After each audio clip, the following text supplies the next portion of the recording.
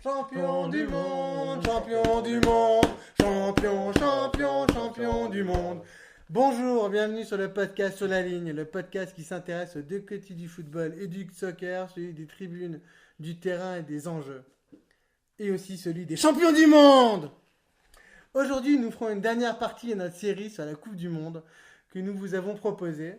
On parlera donc de la finale et de l'après-finale. On commencera par l'ambiance, puis on parlera de Didier Deschamps, qui est de toutes les victoires. Nous passerons après sur la récupération politique de cette victoire. On répondra aux questions qui nous ont été posées. Et enfin, comme de tradition, vous aurez droit à l'instant impact, boum, et au coup de cœur, au coup de griffe. Commençons tout de suite par l'ambiance. L'ambiance avec Tom, mon acolyte pour cette série, et sans doute pour d'autres d'ailleurs. C'est parti. Alors, est-ce que tu es ambiancé? Tu es champion du monde. Tom, fais-nous rêver. L'ambiance de folie, vraiment. Je ne vais pas commencer par faire des comparaisons, donc je vais simplement expliquer. Comparaison n'étant pas raison. Voilà, tout à fait. Comment ça s'est passé. Alors moi, j'étais à Lyon pour la finale. Et alors Lyon, il y a des collines. Le centre-ville est en plaine et il y a des collines pour un peu la périphérie. J'étais sur une des collines et on entendait après le match les klaxons en continu. En continu. Après le match, je suis sorti dans la rue. Je marchais juste le long de la rue. Il y avait des gens qui klaxonnaient, qui étaient en dehors des voitures, qui donnaient des coups de frein pour faire du bruit, qui accéléraient au feu. Il y avait juste des gens qui étaient sortis devant chez eux pour agiter des drapeaux et pour saluer les voitures qui klaxonnaient en passant. C'est vraiment une impression de communion. C'est-à-dire qu'il y a des gens qu'on ne connaît pas, qu'on ne verra plus jamais, qu'on a vu que quelques instants et avec qui on a vécu, qu'on a partagé des émotions super fortes. Et voilà, en klaxonnant, en criant ensemble, en chantant comme on l'a fait au début. C'est vraiment quelque chose d'unique et qui arrive que pour une Coupe du Monde. Voilà, donc ça c'était l'ambiance de fou. Petite anecdote aussi, si je peux raconter comment j'ai vu le match, pour voir un petit peu l'ambiance qu'il y avait pendant le match. J'étais donc en voyage, j'arrive à Lyon à la gare, à l'heure du match, donc j'ai pas vu le début du match dans un fauteuil malheureusement. Même si, comme la première mi-temps finalement était un petit peu peut-être tendue, c'était mieux d'être en voyage. Dans la gare, un local de compagnie de bus, ils ont utilisé en fait finalement l'écran qu'ils doivent utiliser pour la publicité d'habitude. Ils ont mis le match sur cet écran. Ça saute un petit peu, mais finalement il y a pas mal, il y a une dizaine de personnes, quinzaine de personnes qui est devant cet écran, même si ça saute. Il y a les militaires Vigipirates, donc les militaires Vigipirates, ce sont ceux qui depuis les attentats sont là présents dans les gares, dans les lieux publics, qui montent la garde de manière à voir en fait le match. On s'arrête, but de Griezmann, on entend des cris dans la gare, tout le monde saute, voilà. Je dois prendre le bus après, le bus de ville pour monter jusqu'à ma destination. La conductrice, nœud papillon, bleu, blanc, rouge. La radio à fond pour entendre le match qui est commenté en direct. On vit ensemble, il y a aussi une communion, parce que quelqu'un que je ne croiserai plus. On échange, on se lance des regards complices quand il y a un but. Des regards désespérés quand il y a la légalisation de la Croatie.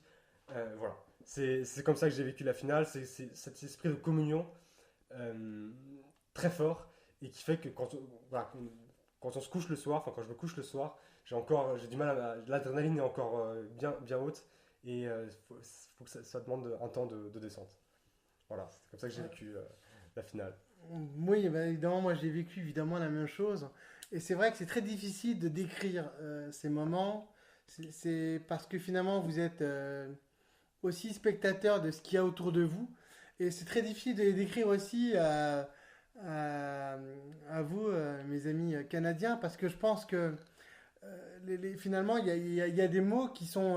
Parfois, les mots sont un peu creux et difficiles d'expliquer les choses. Alors, évidemment, vous avez vu les images de Paris, vous avez vu les images de France, de cette joie, vous l'avez comprise.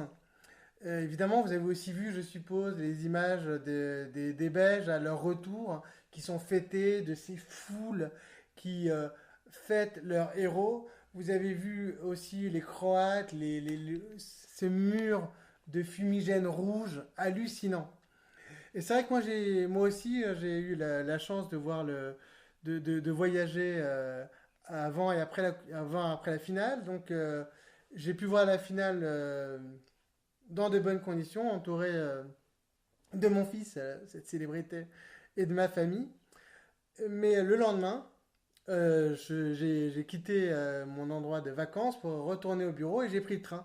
Et dans ce train-là, j'ai eu une chance et je suis tombé sur un couple d'Américains, des Texans, qui eux avaient passé la soirée à Paris. Oula.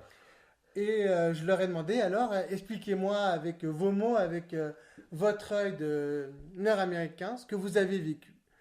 Et eux, ce qu'ils m'ont dit, c'est que ils ont vécu la soirée ou l'après-midi, la soirée la plus incroyable qu'ils pouvaient imaginer, parce qu'ils ne pensaient pas que ça pouvait arriver. Ils m'ont dit qu'aux États-Unis, ça ne pouvait pas arriver, parce que même si le club que vous supportez de football américain, par exemple, gagne le Super Bowl, il y aura seulement une partie de la population qui va être heureuse, parce que, d'après ce que eux me disaient, entre les gens qui aiment le basket ne vont pas aimer le football américain et puis ils se sentiront pas concernés à ce point-là. Et c'est vrai que eux ont vécu une nuit, ils sont un peu restés à l'hôtel, mais ils sont aussi sortis parce que finalement dehors ça leur a un peu fait peur, quoi. C'est ce qu'ils disaient, ils trouvaient ça à la fois merveilleux mais aussi terrifiant. Ouais, c'est un peu dans Terrifiant. l'irrationnel finalement. C'est l'irrationnel. Les gens qui montent sur les statues, et Dieu sait qu'à Paris il y a beaucoup de statues, les fumigènes, les cris, les klaxons, cette terre qui tremble. Et c'est vrai ils m'ont vraiment indiqué que ils avaient été fous de joie d'avoir pu voir le match aussi entouré de Français, entouré d'étrangers dans un bar. Et c'est vrai que maintenant en France, c'est quelque chose, surtout pour ce genre d'événement, qui arrive de plus en plus souvent. Les gens, plutôt que de regarder chez eux le match ou entre amis, ils vont dans des bars, ils vont dans un stade où le match va être retransmis, ils vont dans un grand parc public avec un écran géant et ils le vivent ensemble. Et c'est vrai que de ça crée, comme tu l'as dit, une joie commune, une joie globale, mais aussi une grande fraternité. C'est vrai. Et à Paris, on a beaucoup dit après 98 que Paris n'avait pas connu ça depuis la Libération, cette joie et surtout autant de gens dans les rues. Même les gens qui n'aiment pas le football sont sortis parce que finalement, ils ont voulu partager la joie des autres et parce que aussi, ils ont voulu participer et voir de plus près cette joie.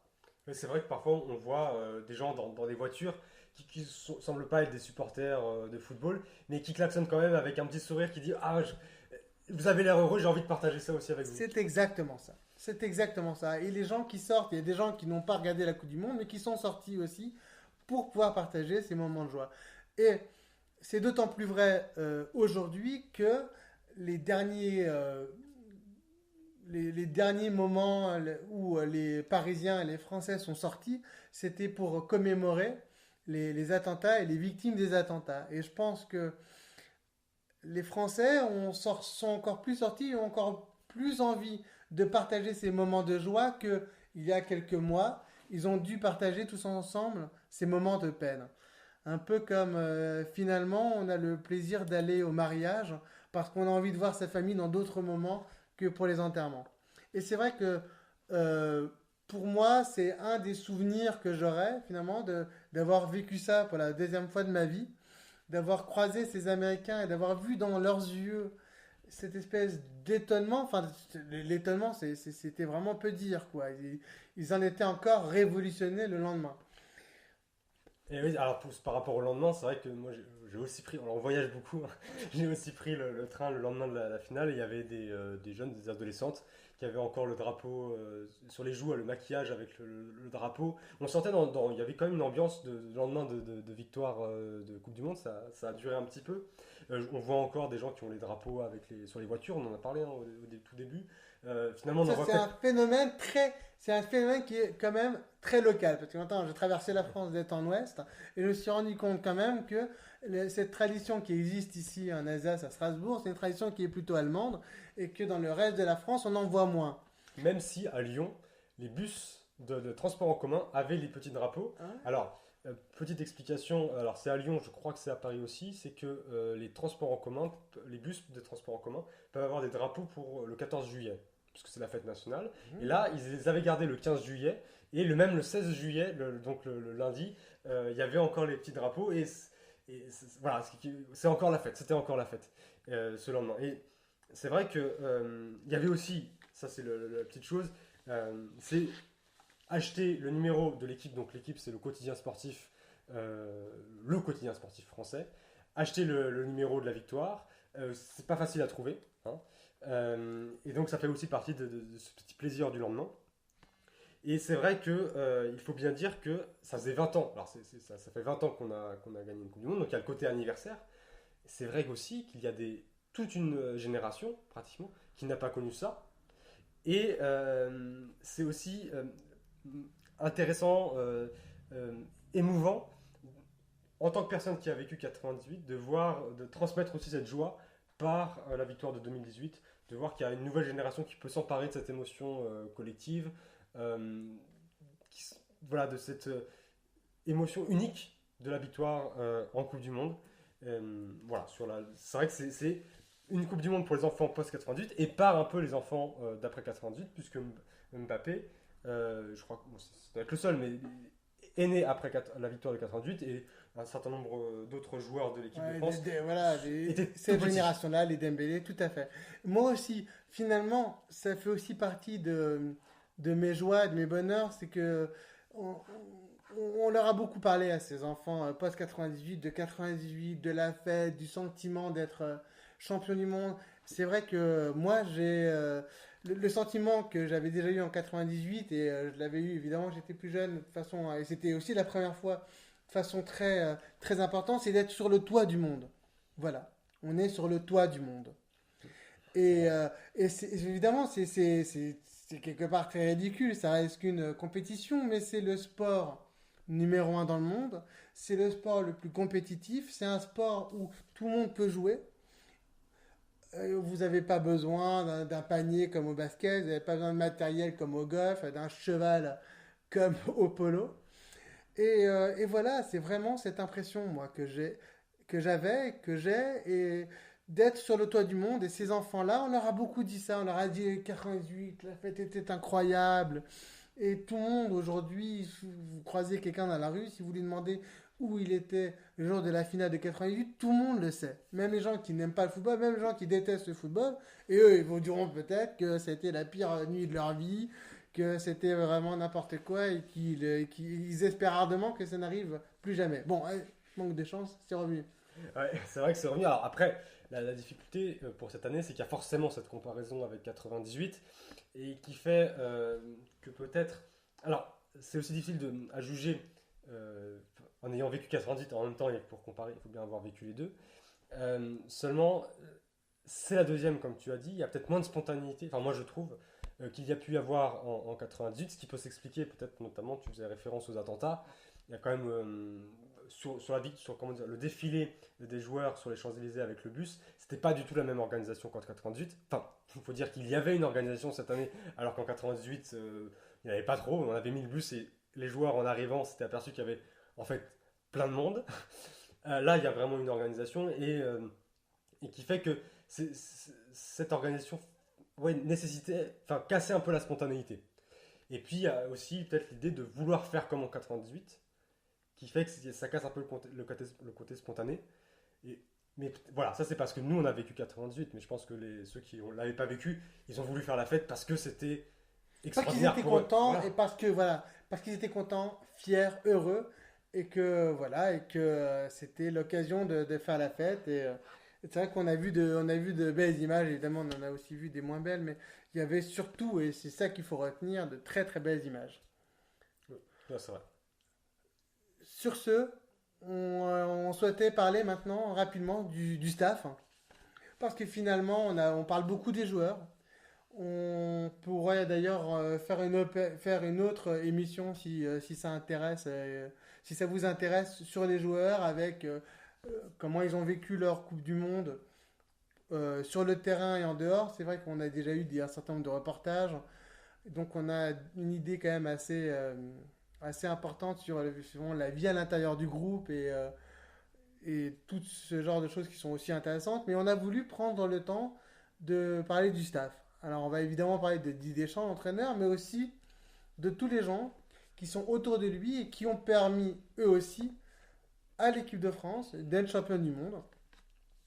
Ouais, tout à fait, ouais. Et pour commencer, moi je voulais parler rapidement de l'entraîneur adjoint, donc du bras droit de Didier Deschamps, Guy Stéphane, et on finira, si vous le voulez bien, justement par Didier Deschamps. Donc Guy Stéphane, il a commencé en 2000 avec l'équipe de France. Il était donc de l'aventure des champions d'Europe 2000, avec comme sélectionneur Roger Lemaire. Et donc lui, c'est quelqu'un qui a qualifié finalement son rôle en indiquant, je le cite, je suis là pour donner les réponses à Didier aux questions qu'il me pose, pour planifier l'entraînement avec lui, l'emploi du temps, débriefer ce qui va ou ce qui ne va pas et gérer d'éventuels contretemps. Je fais tout ce qu'on me demande. Et c'est vrai que là aussi, il dit la vérité et il est force de proposition et en connaissant aussi les limites de ses compétences, mais aussi de ses pouvoirs et voilà, et la limite finalement de la répartition des rôles. C'est aussi quelqu'un qui a une autre qualité, qui est celle d'être apprécié par les journalistes, parce que justement, cette qualité qu'il a, au défaut de Didier Deschamps, c'est qu'il n'a pas la langue de bois. C'est vrai qu'il a fait entre autres une interview et une conférence de presse pendant la Coupe du Monde, où il a dit beaucoup plus de choses que Didier Deschamps pendant toutes les autres conférences de presse qu'il a pu faire. Il n'a pas peur de parler du groupe, il n'a pas peur de parler tactique, il n'a pas peur d'évoquer les sujets qui fâchent, mais il a l'intelligence de savoir le faire sans se mettre en danger, sans mettre en danger Didier Deschamps, ni le groupe. Et donc, c'est aussi pour ça que moi, je voulais vraiment mettre l'accent voilà, sur cette chance qu'a Didier Deschamps d'avoir, et c'est une chance qu'il reconnaît et qu'il connaît, d'avoir un adjoint de cette qualité, qui est un vrai adjoint, parce que c'est pas lui qui prend les décisions. C'est vrai qu'en équipe de France, on a eu Laurent Blanc qui avait Loulou Gasset comme adjoint, et Loulou Gasset, bon ben, il avait quand même des missions qui étaient quand même bien plus importantes que celles qu'on vient de qualifier pour Guy Stéphane. Absolument, c'est vrai que c'est important d'avoir une répartition équilibrée entre l'entraîneur principal et l'entraîneur adjoint, et de manière générale que dans tout le staff, il y ait bien une répartition des compétences qui soit précise et claire. On l'avait évoqué pour l'équipe d'Allemagne, hein, avec ça pouvait être un problème. C'est vrai que Guy Stéphane, j'avoue ne pas savoir exactement ce qu'il fait, parce que c'est un travail qui n'est pas forcément connu du grand public. Et en même temps, je pense qu'il a un côté plus, voilà, de contrebalance, d'équilibre avec Deschamps. Peut-être quand Deschamps peut être dans la plaisanterie, dans l'humour ou dans l'affect, lui peut être plus dans le technique, des choses comme ça. Enfin, c'est ce que là je parle parce que c'est un peu ce que j'ai vu hier dans le documentaire. Enfin, c'est ce que j'ai ressenti pardon, dans le documentaire qui montrait les coulisses de l'équipe de France pendant le mondial. Voilà, et je pense qu'ils ont bien trouvé leur équilibre et qu'ils s'apprécient travailler ensemble. Ensemble, oui, oui, ils ont déjà travaillé ensemble, entre autres à Marseille. C'est vrai qu'ils se connaissent très bien et ils savent qu'ils se complètent. Maintenant, on va parler de Franck Raviot, l'entraîneur des gardiens. Franck Raviot, c'est quelqu'un que moi je connais parce qu'il a participé au documentaire à la Clairefontaine, qui est donc un documentaire français qui est tourné à Clairefontaine, qui est la Maison des Bleus, mais qui est aussi le centre de préformation de la fédération, qui se situe en région parisienne et qui sélectionne les meilleurs jeunes talents de région parisienne. Et donc à la Clairefontaine, on l'a vu dans cette série, entre autres avec Abou Diaby et Hatem Ben Arfa. Et il avait dans cette série le rôle, enfin c'est pas le rôle, c'était sa fonction effective, d'être à la fois entraîneur des gardiens, mais aussi surveillant. Et c'est vrai qu'on a découvert là un homme d'une grande droiture, d'une grande intelligence, d'une finesse. C'est vraiment la définition un gant de fer, non, une main de fer dans un gant de velours. Merci. Une main de fer dans un gant de velours.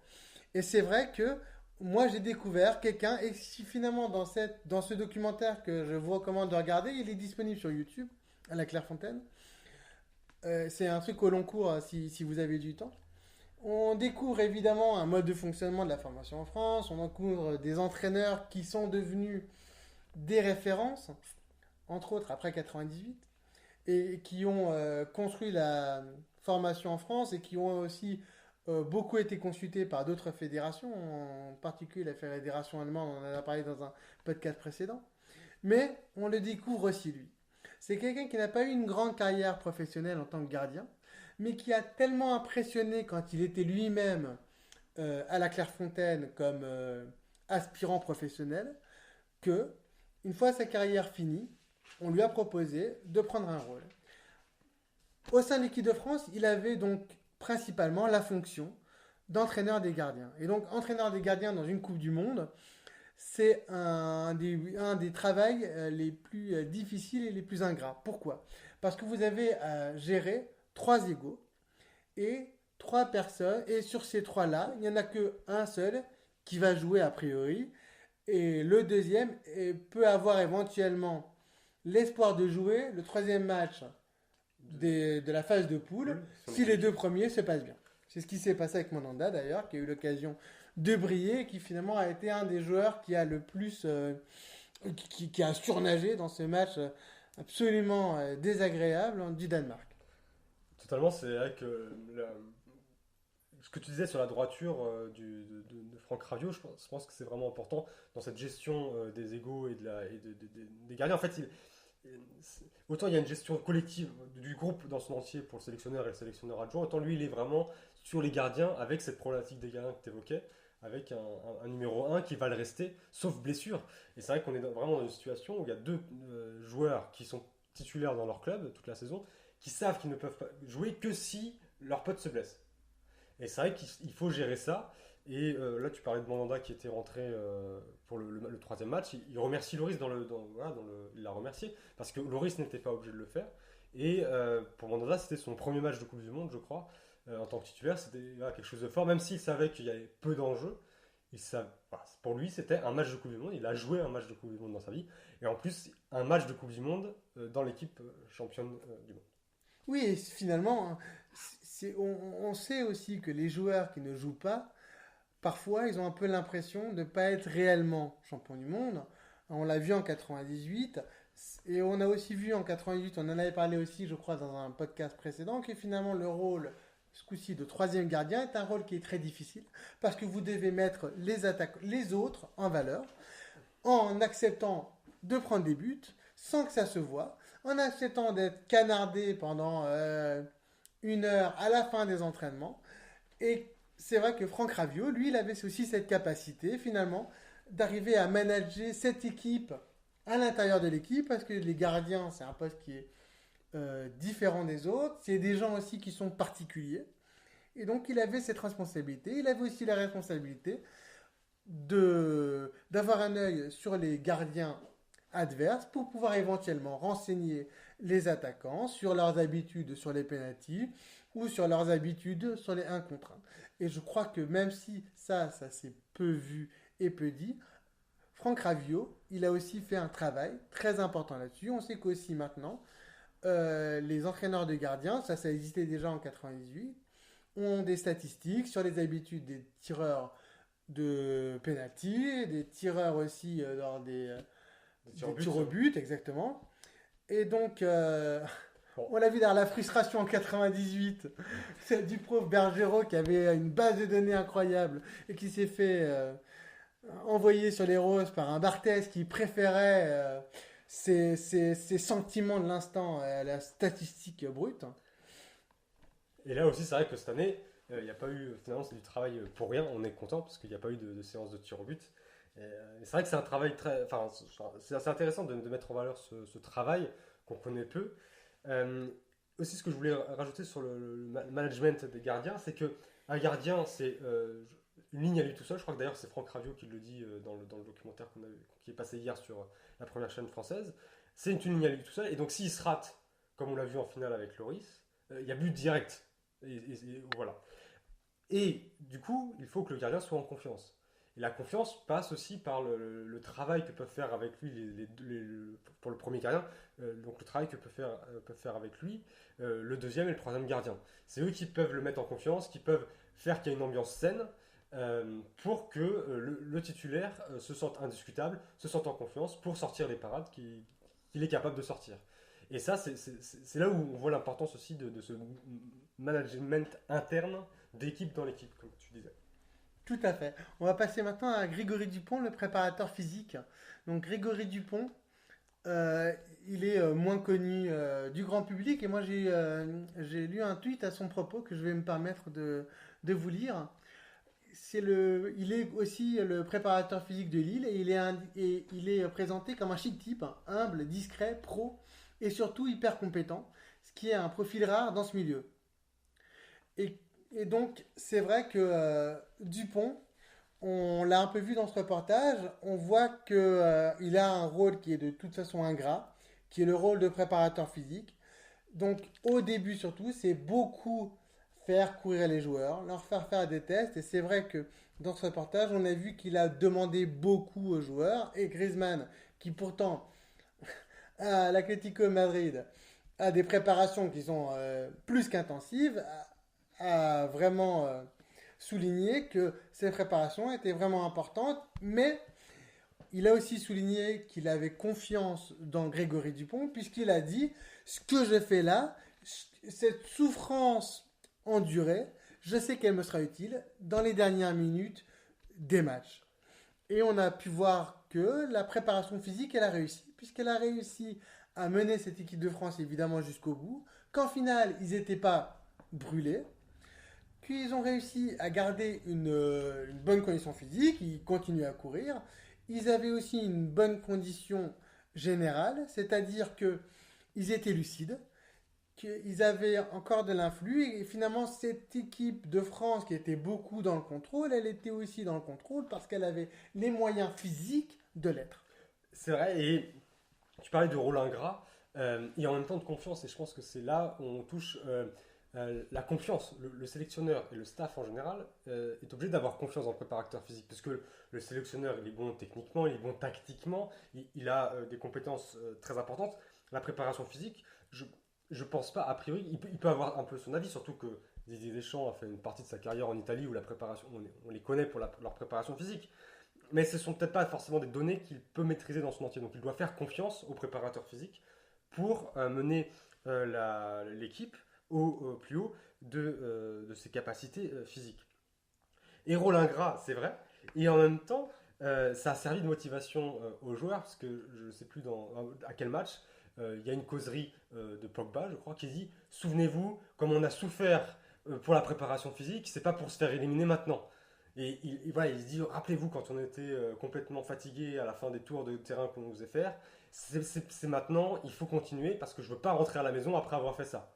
Voilà, en gros, et donc voilà, je voulais souligner cette question de motivation et aussi de confiance, encore une fois, que le staff doit avoir en préparateur physique et que le sélectionneur notamment, puisque c'est peut-être un des domaines qu'il maîtrise le moins dans la partie du staff, enfin tout ce qui est médical et physique, je veux dire. Voilà.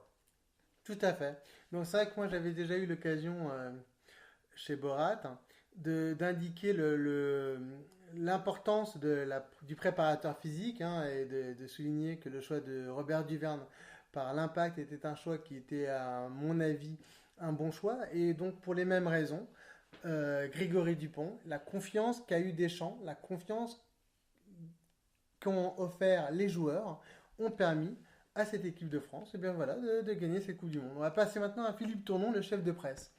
Alors Philippe Tournon, c'est un vieux journaliste, un vieux chef de presse. Il a été de toutes les campagnes depuis 86, sauf celle de 2010. Je ne vais pas dire que 2010 c'était parce qu'il n'était pas là, mais bon, lui il ne doit pas penser autre chose. Et donc c'est vrai que c'est quelqu'un aussi qui a eu son importance. Maintenant on sait que les relations avec la presse, elles sont difficiles, surtout qu'il y en a de plus en plus, que les presses que la presse, elle est devenue multiple, multicanaux, professionnelle et moins professionnelle. C'est vrai qu'auprès de l'équipe de France, il y avait évidemment les radios, les grandes radios, les radios généralistes, les radios généralistes très sport, la presse écrite, les télévisions, mais aussi maintenant les sites internet, mais aussi maintenant un certain nombre de podcasteurs. Et c'est vrai que c'est lui qui a distribué la parole et qui a aussi réussi à faire que finalement cette équipe de France ne soit pas mise en danger ou qu'elle soit pas trop poussée dans ses retranchements. Alors c'est vrai on le caricature sans doute un peu à raison comme une espèce de dictateur. On l'a beaucoup vu dans cette fameuse scène où un journaliste espagnol demande à Google Translate de poser la question en français à sa place. Et on a trouvé qu'il avait eu une réaction un petit peu, comment dire, un petit peu trop forte. Mais je pense que là aussi, il a un rôle central. Et si Deschamps a vraiment insisté pour qu'il soit encore là et l'a tiré de sa retraite, c'est parce qu'il avait confiance en lui et qu'il savait que grâce à lui, l'équipe de France et la communication presse de l'équipe de France allait bien se passer. Et que finalement, c'est ce qu'on peut espérer, juste que ça se passe bien. C'est vrai qu'on a vu dans d'autres sélections, ça s'est passé beaucoup plus difficilement. Et donc, il faut que Philippe Tournon soit aussi salué là-dessus, puisque lui, comme Deschamps et comme Éric Dubray dont on va parler tout à l'heure, il est double champion du monde. Tu as tout dit à son sujet, et juste encore souligner l'importance d'avoir la presse plutôt avec soi, ou en tout cas que la presse soit vue comme une aide pour les joueurs. Enfin, comment dire? Je veux pas dire qu'il faut faire dire. Soutiennent un Voilà. peu. Enfin, C'est ce que Pogba a beaucoup demandé. Pogba a demandé expressément à la presse de la soutenir. Et donc évidemment la presse française a expliqué que ce n'était pas son rôle de soutenir l'équipe de France, mais elle a quand même essayé de regarder cette équipe avec une certaine bienveillance. Et cette bienveillance, je dirais pas que Philippe Tournon a participé à ce qu'elle naisse, mais il a participé à ce que euh, les questions les plus, à ce que, oui, les questions les plus difficiles, les questions les plus tabous ne soient pas posées. Voilà, en indiquant toujours avant la conférence de presse quel sujet pouvait être abordé évidemment, mais surtout quel sujet ne le pouvait pas. On parle par exemple, avant que Griezmann indique son choix de nouveau club, de cette question-là. en fait, ce que je voulais dire, c'est effectivement, c'est que bien sûr, la presse peut critiquer l'équipe de France. Seulement, meilleure sera la relation en fait entre le staff, l'équipe et la presse. Plus les critiques seront en fait raisonnables. Et donc c'est là où le rôle de Philippe Tournon est important, c'est-à-dire de créer une atmosphère bienveillante, comme tu disais, ce qui fait que il peut y avoir des critiques, mais si elles restent bienveillantes, ça reste un appui pour l'équipe. Tout à fait, et puis ça la déstabilise pas, voilà, c'est empêcher une déstabilisation. On va maintenant parler d'Éric Dubray, justement, le technicien vidéo. Donc, ils sont deux à faire des montages pour Didier Deschamps sur les adversaires. Et donc, c'est vrai que bon, ça, c'est quelque chose qui n'est pas nouveau, mais qui, si on veut toujours comparer avec 98, est devenu évidemment beaucoup plus important. Maintenant, il y a énormément d'outils. Et donc, ils ont fait pour Didier Deschamps des montages sur les adversaires, des montages sur l'équipe de France. Quand on fait un débriefing de match, on monte aussi ces montages. Les joueurs sont de plus en plus nombreux à demander à avoir un montage spécifique sur eux, parfois aussi sur leur adversaire. Et donc, Didier Deschamps et l'ensemble des joueurs ont souligné que cette qualité, cette expertise de Dubray a permis aussi, ben voilà, finalement, de ne pas être surpris et d'aller, sinon en terre connue, dans une terre un peu moins inconnue. Et ça fait partie effectivement du travail d'un sélectionneur et du staff, c'est de montrer ce qui va et ce qui ne va pas pendant la compétition. Et ça, c'est vrai que maintenant ça passe beaucoup par la vidéo. Et donc d'avoir quelqu'un de qualité qui permet vraiment d'appuyer là où ça fait mal ou là où ça va bien, avec des images pertinentes, c'est vraiment important. Tout à fait. On va passer maintenant aux médecins. Alors les médecins et le staff médical. C'est aussi quelque chose évidemment qui est très important. Ils ont fait au début du rassemblement un certain nombre de tests physiques et médicaux. Et je voulais juste rapidement indiquer la composition parce que finalement il n'y a pas grand-chose d'autre à dire. Il y avait donc avec eux un médecin, trois kinés et un ostéopathe. Le rôle de l'ostéopathe, c'est 98, c'est Zinedine Zidane qui a introduit l'ostéopathie euh, dans les staffs médicaux. C'est vrai qu'en France, traditionnellement, l'ostéopathie est vue avec, ou était vue plutôt avec beaucoup de réserves. Maintenant, il n'y a plus d'équipe sans ostéopathe. Et donc, ils ont fait un grand travail, évidemment, médical, mais aussi un travail plus général. Quand on est sur la table de massage ou avec les kinés, eh bien, on parle, on rit. Le kiné aussi une oreille attentive, une oreille qui écoute, quelqu'un qui ne fait pas partie du staff, donc à quelqu'un avec qui on peut parler de certaines choses.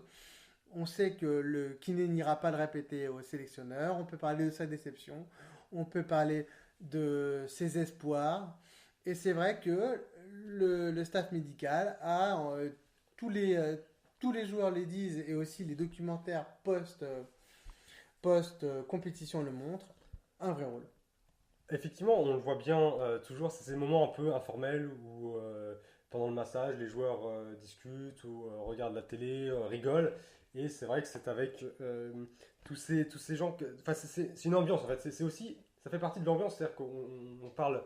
On a parlé beaucoup de groupes et c'est vrai que c'est ce qui revient beaucoup sur cette équipe de France 2018. C'était un groupe, une équipe, un ensemble de joueurs qui étaient ensemble, justement, en commun. Et ça passe par la construction d'une ambiance de groupe et de cette ambiance, enfin les kinés font partie de cette ambiance, l'ostéo aussi, parce que c'est le moment un peu informel où il y a pas tellement d'enjeux de management, d'enjeux de technique, etc. C'est juste un moment de détente, de bien-être aussi pour le joueur, puisque, et De soins, souffrance parfois. parfois de souffrance et de soins, et en même temps effectivement d'échanges avec quelqu'un qui n'est pas impliqué pareil dans le jeu, dans la construction tactique de l'équipe, etc.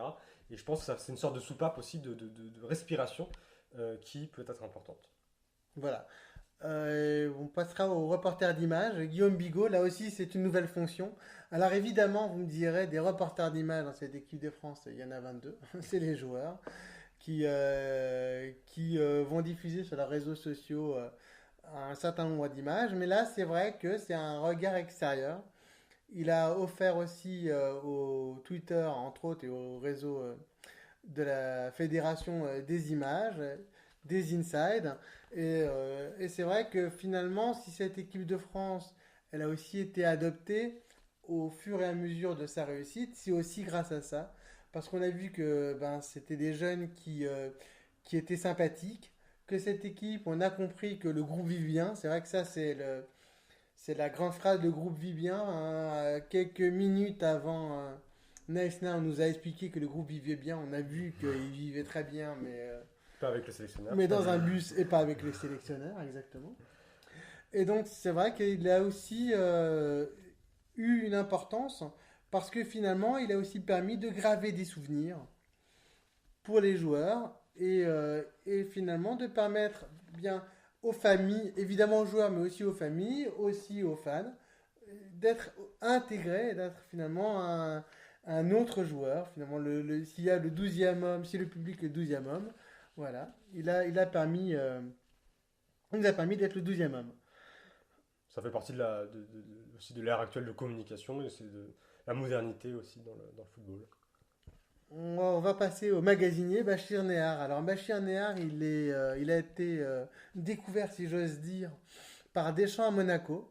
Il est toujours d'ailleurs magasinier à Monaco. Donc le magasinier, c'est celui qui s'occupe bien des affaires, des shorts, des tenues, des joueurs, qui va les mettre dans les bons casiers, qui va les laver ou les faire laver. Et c'est vrai que lui aussi a un rapport particulier et a réussi à établir un contact avec les joueurs. Et c'est pour ça que Deschamps a tenu à ce qu'il remplace Manu Di Feria, qui est l'ancien magasinier, qui était une des coqueluches de l'équipe de France 98. Et c'est vrai que moi j'ai été aussi surpris. on le voit peu, mais on le voit pendant les différents reportages. Mais moi, j'ai été surpris par Subasic en finale, qui finalement a indiqué avant la finale qu'il était très content d'affronter et de revoir ses coéquipiers, par exemple Neymar, ses anciens coéquipiers comme Mbappé, mais aussi Bachir, le magasinier. S'il a eu cette attention pour lui, c'est que il le considère vraiment beaucoup. C'est vrai que c'est important aussi de voir que tout le monde est important, même le magasinier qui peut-être, a priori, a peut-être un rôle moins, enfin, peu important, Subalterne. subalterne. Euh, Malgré tout, je pense qu'effectivement, déjà, les joueurs, ça leur fait plaisir quand ils rentrent dans le vestiaire d'avoir bien leur maillot au bon endroit, et puis toujours avec chacun Les petits petites trucs. attentions, voilà. Je sais plus, enfin pour Juninho, je crois, il y avait une taille différente de short selon si c'était le short domicile ou le short extérieur. Enfin, voilà, des petites choses comme ça. Et ça, c'est vrai qu'un bon magasinier, c'est ça. Et le fait qu'il ait été salué par Subasic, ça me fait penser à ce qu'on apprend aussi en école de football, c'est-à-dire on rentre et on salue tout le monde, qui que ce soit. Et c'est vrai qu'on voit les joueurs la plupart du temps font l'effort la plupart du temps de saluer tout le monde, même jusqu'à la sécurité. Tout à fait. Parce que sur la sécurité, juste. Sur la sécurité, justement, on va parler maintenant du responsable de la sécurité, Mohamed Sanadji, qui est auprès des Bleus depuis 2004 et est surnommé Momo, et qui est un maillon essentiel du dispositif mis en place autour de l'équipe de France. Donc c'est vrai que maintenant, il y a évidemment autour de toutes les sélections une sécurité par l'organisateur, mais il y a aussi une sécurité interne. Et donc, en équipe de France, c'est Momo qui s'en occupe. Momo, c'est un ancien casque bleu. C'est un grand sage. Et c'est lui qui organise les déplacements et les relations avec les forces de l'ordre dans les différents déplacements. C'est aussi lui qui dirige la garde rapprochée autour des joueurs pendant le mondial. Et c'est vrai qu'on a vu que cette garde rapprochée, elle a une vraie interaction avec les joueurs. C'est-à-dire que parfois elle joue aux cartes, parfois elle va faire elle va participer en étant gardien de but s'il faut un gardien de but ou un 11e joueur. Et évidemment, il y a un rôle de surveillance, mais il y a aussi finalement un rôle à l'intérieur de cette équipe. Et c'est vrai que Mohamed Sanadji, il a aussi euh, ferraillé au corps l'amour de la République. Chevillé au corps. Chevillé, pardon, je te remercie. Chevillé au corps, l'amour de la République et l'amour du drapeau. Et cet amour, on a l'impression qu'il a réussi, et c'est aussi ce qui a été dit, qu'il a réussi à le transmettre aux joueurs, qui ont conclu beaucoup de leurs interventions par des grands vives la République, et qui finalement ont réussi aussi, grâce à lui, à se rendre compte qu'ils faisaient partie de quelque chose qui était plus grand qu'eux, qu'ils avaient une responsabilité, et c'est vrai que ça a été quelque chose qui a vraiment transpiré de façon très importante dans cette équipe 2018. Cette équipe 2018, elle chante la Marseillaise et elle chante pas la Marseillaise parce qu'on lui a dit de le faire, ni pour se faire bien voir.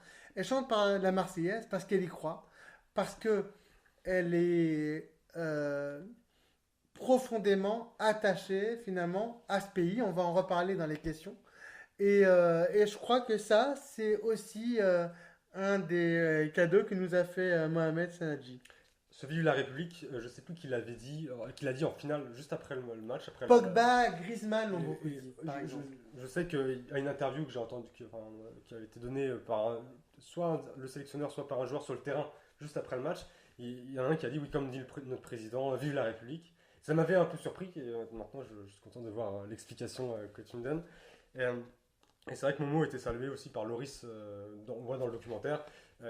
Loris reçoit un maillot parce qu'il a fait sa 100e sélection, il rentre dans le club très fermé des joueurs qui ont 100 sélections et plus. Il fait un petit discours, il remercie les joueurs, le staff, etc. La fédération. Et ensuite, pour terminer, il dit et Momo et sa sécurité. Et ça, voilà, ça montre l'intégration de Momo dans le staff. Pour conclure, on va parler de Xavier Rousseau, le cuisinier. Alors, ceux qui sont allés en classe verte et ont vécu en communauté pendant longtemps, ou ont fait l'armée même pas très longtemps, ce qui est mon cas, savent que la nourriture c'est très important. Et donc il y a évidemment beaucoup d'impératifs, on en a parlé, lors du premier podcast Coupe du Monde. Et c'est vrai que Xavier Rousseau et ses pattes sautées ont eu une grande importance. Et il y a beaucoup de joueurs ont souligné que bien, finalement, ils avaient aussi réussi grâce à la cuisine qui a finalement réussi à les maintenir en forme, à leur donner les nutriments utiles à la performance, mais aussi à leur rappeler la maison parfois. Et voilà. Et finalement, si les joueurs à la fin des matchs ou au début des matchs disaient moi, nous on veut pas partir, on veut encore manger des pâtes, c'est que les pâtes de Xavier Rousseau étaient bonnes. Après, il y avait quand même des exceptions, parce qu'on a vu, là, je crois que a priori, ça doit être la veille de la finale, ils ont fait un grand barbecue. Grand barbecue. Et aussi, j'ai cru voir dans une image du reportage qu'on a vu hier, des pizzas qui étaient à la fin Après du le match, après le match, euh, c'est une tradition en France quand l'entraîneur est content, les joueurs ont droit à des pizzas. Alors c'est vrai qu'il y a toujours, mais enfin il y a la même d'ailleurs à l'Impact. Et à l'Impact, il y avait même un spécialiste pizza, il y a un spécialiste pizza qui est Freaky Fast. Maintenant, on va parler du grand ordonnateur Didier Deschamps. Didier, l'homme de toutes les victoires. Donc Didier Deschamps, il fait partie maintenant d'un club très fermé, le club des hommes qui ont réussi à être à la fois champion du monde comme joueur et comme entraîneur. Ils sont trois. Il y a donc Didier Deschamps, mais il y a aussi Mario Zagallo et Franz Beckenbauer. Mario Zagallo, le Brésilien, Franz Beckenbauer, l'Allemand. Donc, bien, Dédé, c'est la gagne.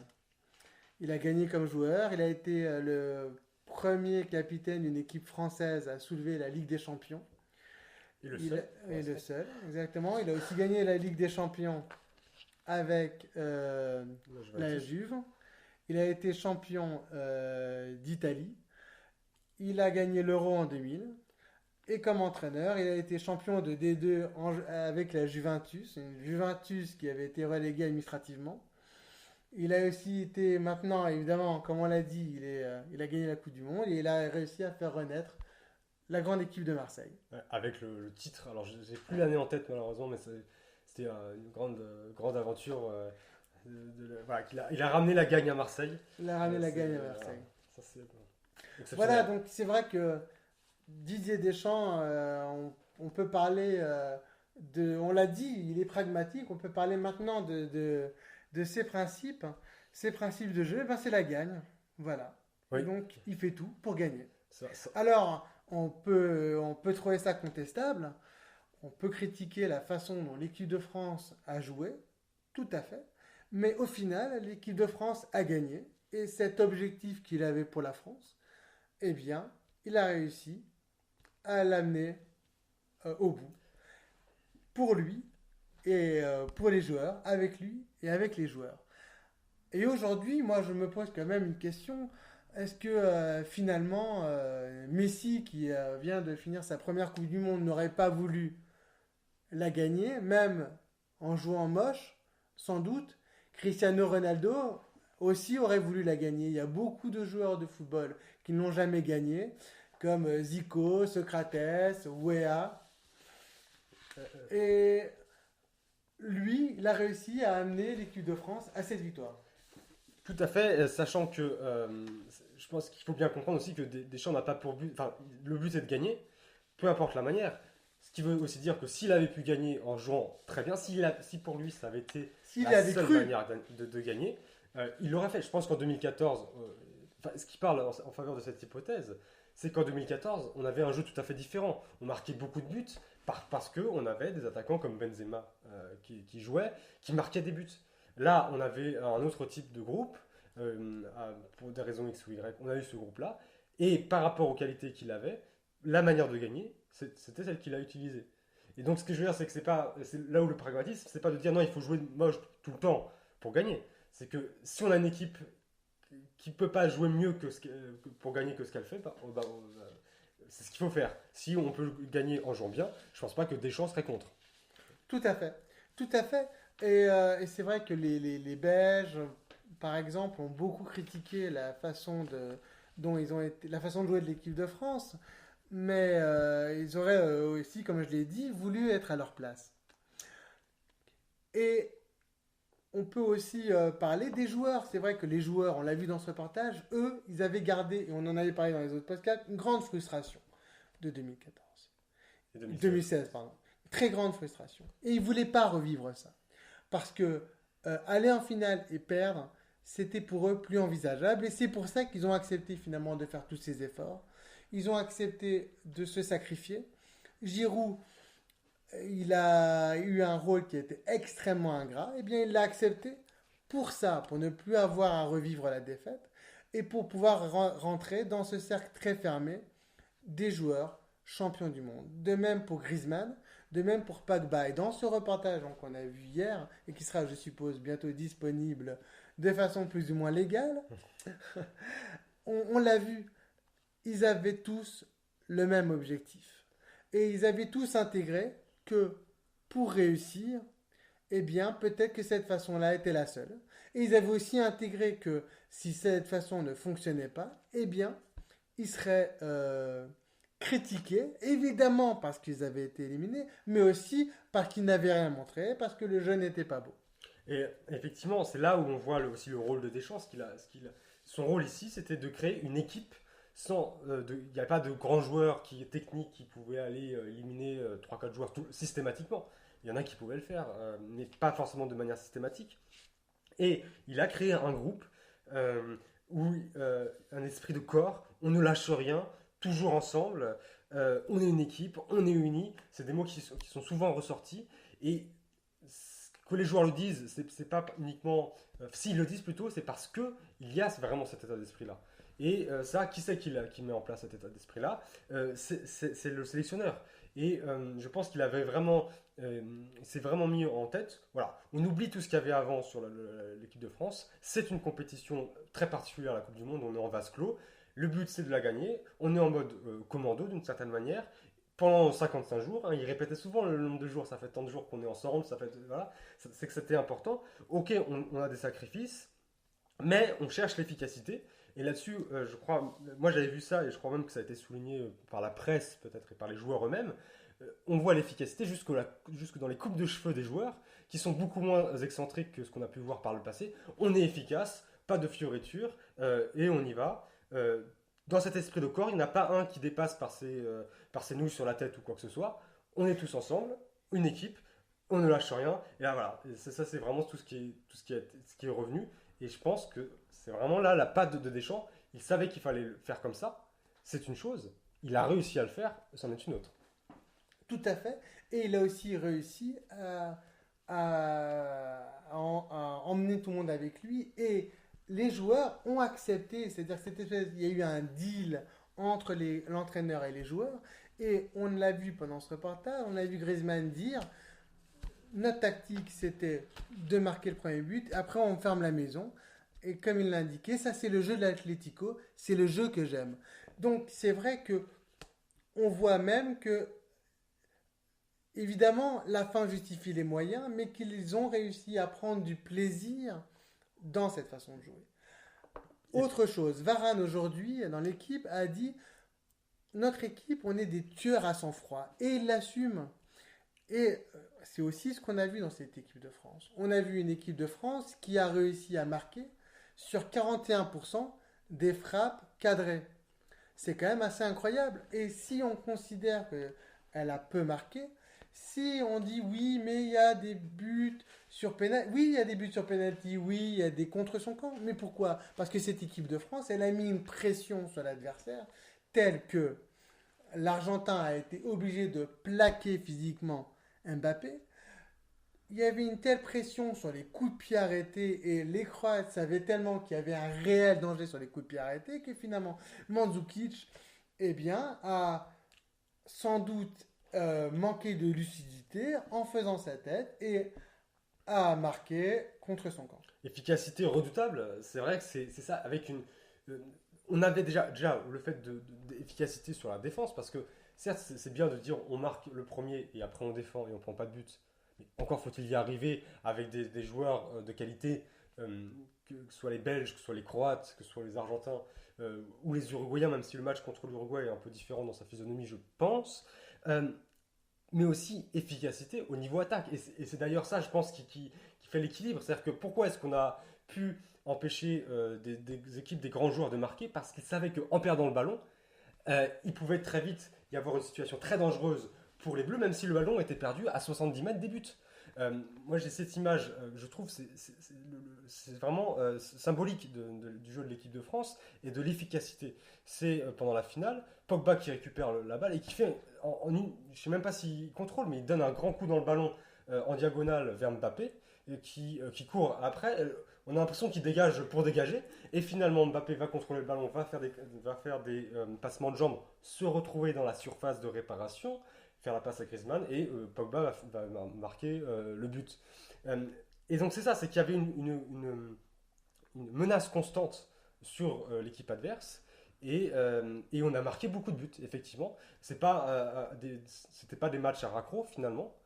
Et même que si on compare par rapport à 98, on s'en est mieux sorti dans le sens où il n'y a eu aucune prolongation et encore moins de tirs au but. Et donc c'est vraiment cette redoutable efficacité. Et pour ça, il faut des sacrifices. Et pour revenir à Deschamps, c'est lui qui a réussi à faire accepter ces sacrifices par les joueurs. Il faut des sacrifices, tout à fait. Et il faut aussi les joueurs. Et finalement, Deschamps a aussi trouvé une tactique qui était possible eu égard aux joueurs qu'il avait. Sans Oui. Mbappé, Oui. cette tactique, elle n'est pas possible. Sans une défense de fer, cette tactique, elle n'est pas possible. Sans cette capacité de récupération et de contre-attaque, cette intelligence de jeu que peuvent avoir N'Golo Kanté ou Pogba, c'est pas possible. Tu as bien fait de souligner que finalement, cette équipe de France, elle n'a pas été... elle n'a jamais gagné au penalty, elle n'a pas été en prolongation, au tir au but, pardon, elle n'a pas été en prolongation. Cette équipe de France, elle a été menée 9 minutes contre l'Argentine sur tout un tournoi. Eh bien ça, c'est une preuve de maîtrise et c'est une preuve que finalement, eh bien Deschamps, il était dans le vrai. Évidemment, il n'y avait pas de certitude sur les 6 finales, mais il y a un pacte, si j'ose dire, un pacte social qui s'est créé, un pacte qui était aussi le fruit d'une expérience et d'une amertume autant chez Deschamps que ses joueurs. Et eh bien, ce commando, comme tu dis, eh bien, il est allé au bout.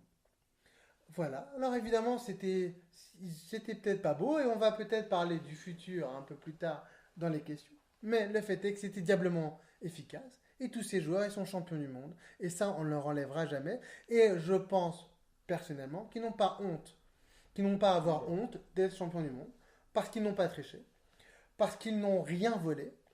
Même si je comprends tous les gens qui les critiquent, je pense qu'ils voudraient tous être à sa place. Voilà, comme ce que j'ai indiqué tout à l'heure, Messi, Neymar, Ronaldo, Cruyff, Eusebio auraient voulu être à leur place. Et dernière chose aussi, il y a aussi une construction de Deschamps, c'est pas simplement le jeu, certes, on peut discuter sur la qualité du jeu, mais il y a une construction de la défense, on parlait de la défense. La charnière Varane-Umtiti, aucune garantie pratiquement avant le mondial.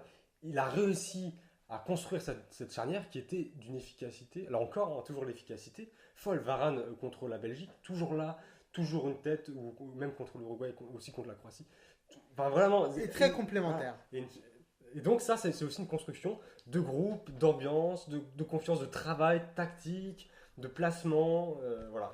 Sachant qu'en France, il y a à la fois une facilité et une difficulté qui est le réservoir. Le réservoir de professionnels de haut niveau qui connaissent le haut niveau est tellement important qu'il y a des choix à faire.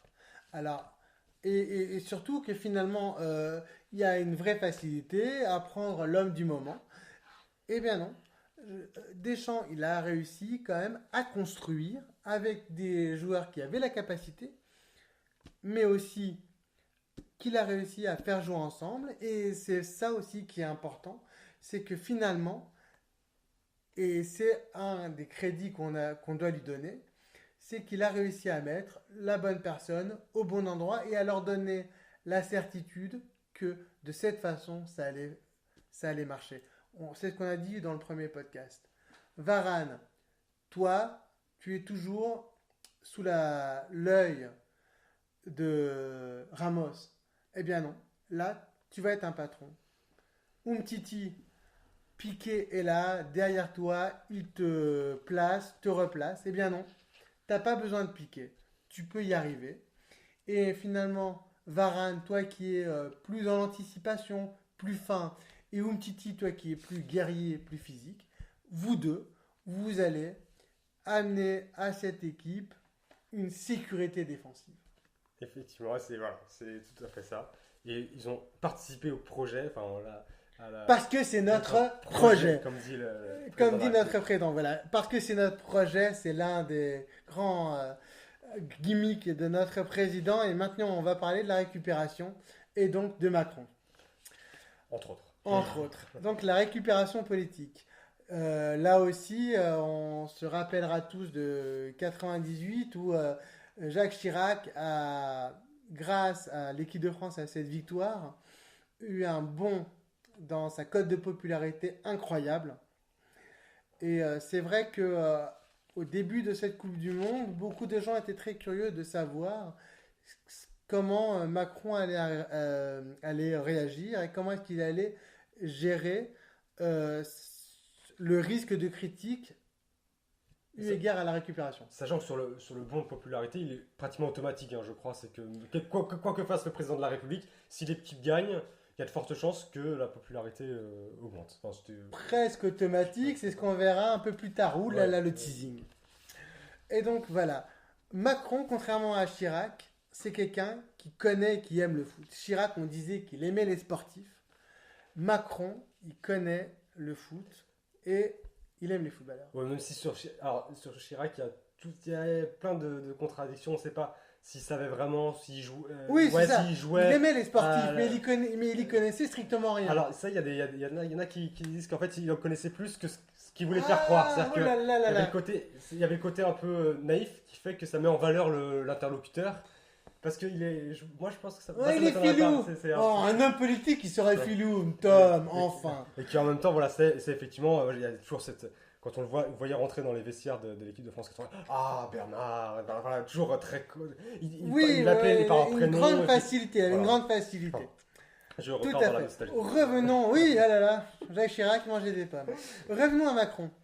Donc Macron et le risque de récupération. Moi, je considère que, je vais essayer de m'expliquer, que Macron a eu très peur de cette récupération et qu'il a tout fait pour éviter qu'on le taxe de récupération parce qu'il savait que ça serait mal vu. D'abord, il a pris beaucoup de risques. Quand il allait voir l'équipe de France avant la compétition, il leur a fait deux déclarations qui sont restées célèbres et qui l'ont mise en péril. Il a dit d'abord qu'il ne viendrait que pour la demi-finale. Et à ce moment-là, il y avait quand même peu de certitude tant pour la demi-finale. On n'était vraiment pas sûr que la France irait jusque-là. Et surtout, il a dit une compétition, ça ne se joue pas, ça se gagne. Et là aussi, il y avait finalement très peu de chances que ça réussisse. En même temps, il y avait quand même des commentaires qui disaient justement que ça correspondait aussi à son état d'esprit, à la France qu'il voulait, etc. Exactement, à la France qu'il voulait, c'est vrai qu'il a aussi été élu là-dessus, sur une France jeune, ambitieuse, et je pense que, et c'est ce que j'expliquerai un peu plus tard, il s'est un petit peu reconnu dans cette équipe. Donc au début, il voulait rester finalement assez lointain, tout en la suivant parce qu'il aime le foot. Et puis arrive la demi-finale et surtout la finale. Et là, notre ami Emmanuel Macron, parce qu'on ne peut pas l'appeler Emmanuel, il n'aime pas, là, il perd les pédales. Et il y a cette photo extraordinaire prise par le photographe du président Poutine, où, après le premier but français, il est littéralement en lévitation, comme nous tous, et il s'oublie. Et là, je crois que vraiment, il s'est oublié. Il a oublié qu'il était président, il est redevenu bien le jeune homme parce qu'il est jeune, il est redevenu le supporter de foot, et il a eu du mal à retrouver tous ses esprits, puisque le soir de la finale, quand il va dans le vestiaire, eh bien, il s'oublie, il dabe, il plaisante. Il embrasse la Coupe du Monde. Il embrasse la Coupe du Monde. Alors qu'il est censé ne pas avoir le droit. Ah oui, ne touche la Coupe du Monde que les Et champions vainqueur. du monde. Ah oui, ça, très important. Bon, moi, a priori, j'aurais pas l'occasion de le faire, mais je ne toucherai jamais la Coupe du Monde, même si on m'en donne l'occasion. Et je le dis solennellement. Oui, c'est vrai qu'il y a cette photo. Alors, il y avait la question de savoir est-ce que justement c'était de la récupération politique, de montrer un président de la République jeune, dynamique, à fond derrière les Bleus. Et justement, dans un objectif de récupération de popularité, finalement, en fait, la récupération, qu'est-ce que c'est peut-être c'est important de le dire, en tout cas pour le président de la République, ce serait d'utiliser la victoire de l'équipe de France de football à des fins de popularité personnelle. En quoi est-ce que ça. Donc il y avait un soupçon de récupération par cette photo, par l'utilisation de cette photo. Après, c'est important, comme tu l'as dit, c'est pas le service de l'Élysée qui a Presse pris de la l'Élysée, photo. ni qui l'a fait, C'est ni qui l'a la diffusé. C'est la presse russe. Alors, bon, on sait qu'il peut y avoir des ingérences potentielles russes dans la politique d'autres pays. Mais là, c'est un sujet sur lequel nous nous égarons. Non, ce que je veux dire, c'est donc il y a Je pas, tiens à la vie. il y a, il y a pas du coup on peut pas dire qu'il y a une récupération par l'Élysée dans cette photo. Euh, Comme tu l'as dit, il s'est oublié. Après, je crois que c'est une photo qui a été bien relayée à l'étranger. Moi, je ne l'ai pas vue en France. Enfin, Oui, en revanche, je crois qu'elle a fait la une de Bild Zeitung en Allemagne et d'autres quotidiens en Allemagne. Donc, ce qui montre, en France, en tout cas, les médias ont été assez réservés sur l'utilisation de cette photo. En tout cas, tout à fait. Sur les réseaux sociaux, sur Twitter, vous l'aurez tous vu, parce qu'elle elle est absolument incroyable. Et donc, c'est vrai que pour revenir à la récupération, moi, je voulais aussi souligner autre chose. Donc, l'équipe de France, pardon, revient en France et elle va être invitée à l'Élysée. Et donc, pour l'équipe de France, c'est un rendez-vous qu'ils attendaient. C'est vrai qu'on en a parlé de cet amour de la France, de cet amour de la République, de cette reconnaissance que peuvent avoir ces joueurs pour la République. Et cet instant-là, cet instant solennel, ils l'attendaient, ils l'espéraient, ils le voulaient et ils en ont vraiment profité. C'est vrai que on les voit sur les marches de l'Élysée qui chantent, on les voit heureux d'une joie. Finalement, c'est la joie de celui qui a réussi sa mission et et ça, qui allait au bout de la mission. oui, il y a tout un jeu en fait par rapport à la République. L'utilisation ou pas, c'est difficile de dire. Est-ce que c'est l'utilisation? Est-ce qu'il y a véritablement une volonté des joueurs de participer à ça volontairement, enfin complètement volontairement, sans avoir de pression externe? Je pense que c'est un peu des deux. C'est-à-dire qu'eux aussi sont très contents. Et parce qu'il y a aussi une tradition républicaine française de réception des champions du monde, quels que soient les sports, ou des champions olympiques, etc. Et ils vont aussi avoir, tous ces joueurs, la Légion d'honneur, hein, qui est donc une décoration républicaine La plus décoration la plus française. prestigieuse. Et c'est aussi voilà, quelque chose qui montre comment... Et ça, c'est pas de la récupération, enfin, dans le sens où c'est une tradition. C'est-à-dire que les 98, ils l'ont eu, 2018, on va l'avoir. Les champions olympiques l'ont pratiquement automatiquement, quelle que soit la discipline. Voilà, ça montre juste qu'il y a une inscription quand même du sport dans l'imaginaire républicain en France. Et donc c'est ça aussi l'équilibre que doit trouver le pouvoir politique et le président Emmanuel Macron en l'occurrence, de s'inscrire dans la tradition républicaine sans être trop taxé de récupération, puisque forcément ses adversaires politiques, dans l'hypothèse où il ferait trop référence Emmanuel Macron à la victoire de l'équipe de France de football, bah, ses adversaires politiques lui feront remarquer qu'il y a récupération et que ça pourrait être une critique. Voilà. Alors après, il y a la récupération qu'on trouve il n'y a pas que le président de la République ou la majorité qui peut effectivement... voilà, Oui, taxé de récupération, évidemment, il y a aussi d'autres récupérations.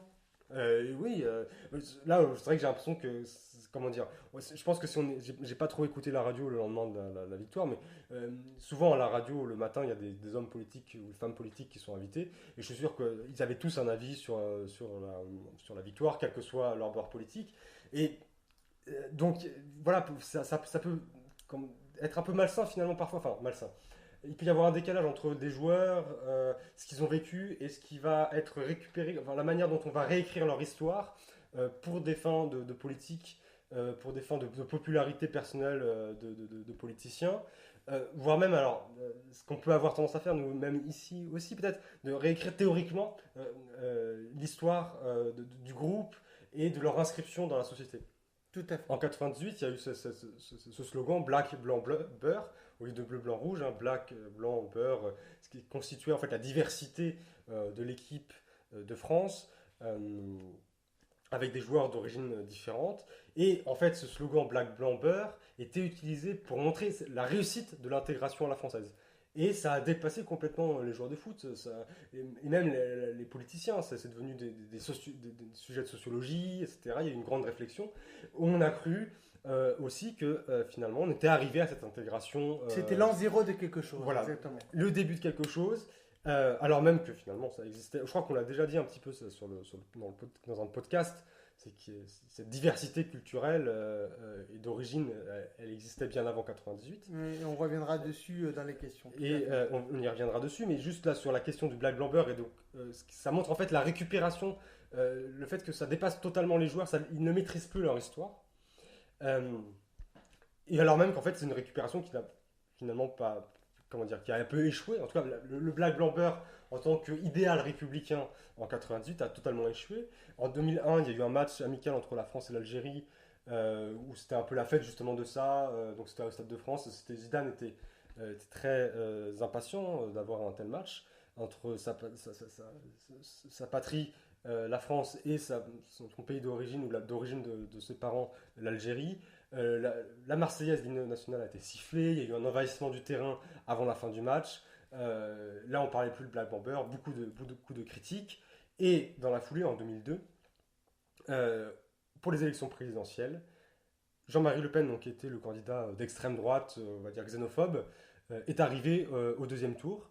Et là, ça montrait bien qu'en fait, toute la récupération comment dire, sociologique, théorique, du mythe France 98, cet idéal républicain, c'était purement théorique. C'était faux. Ouais. Et donc, je pense voilà, on a eu 88, donc là, on va faire attention à ça. Enfin, il y a toujours voilà, c'est vrai qu'on a envie de théoriser aussi. On est là aussi un peu pour ça, pour voir un petit peu comme tu dis, les coulisses. Mais en même temps, il faut faire attention à ne pas aller trop loin. Et je pense que là, en tout cas, il y a le risque du Black Blanc Beurre s'enflammer sur l'intégration. Risque. Il y a peu de chances que ça arrive cette année. On va plus parler, je crois, de fraternité ou en fait de l'esprit de corps qu'il y a eu dans l'équipe de France. Tout à fait. Et d'ailleurs, les joueurs ont déjà exprimé qu'ils avaient une vraie réserve par rapport, par exemple, à la Légion d'honneur, et qu'ils considéraient que la Légion d'honneur, c'était pour les héros et pas juste pour de simples footballeurs qui, évidemment, ont réussi ce qu'on pourrait considérer comme un exploit, mais qui ne devraient pas être mis sur un tel piédestal, sachant qu'il me semble que la Légion d'honneur a été créée par Bonaparte. Oui, par Napoléon Bonaparte. Napoléon Bonaparte. Et finalement, quand on fait une campagne de Russie réussie, avoir la médaille de Napoléon, moi, ça me paraît assez légitime et presque logique.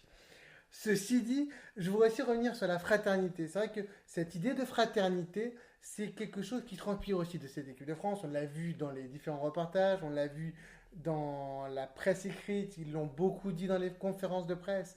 Et c'est vrai que finalement, cette image qu'ils ont voulu donner d'eux et qui paraît tellement vraie aujourd'hui, elle est vraiment à souligner. Moi, je voulais aussi revenir sur ce que je disais tout à l'heure. Macron se reconnaît un petit peu dans ces footballeurs. Pourquoi ? Parce que ces footballeurs, ils sont ce que Macron voudrait que la France devienne. C'est-à-dire une nation qui réussit, la fameuse Startup Nation, une nation qui réussit, des gens qui vont de l'avant, des gens qui, en partant de pas grand-chose, puisque la plupart ils sont d'origine très modeste, vont se sublimer et sublimer tout ce qui est autour d'eux. Et finalement, ça lui rappelle un petit peu ce que lui est, c'est-à-dire un président jeune dans un pays qui n'a jamais eu que des vieux présidents, un président qui n'avait, avant l'élection présidentielle, pas de parti dans un pays où la vie politique est organisée autour de grands partis et très souvent juste de deux grands partis.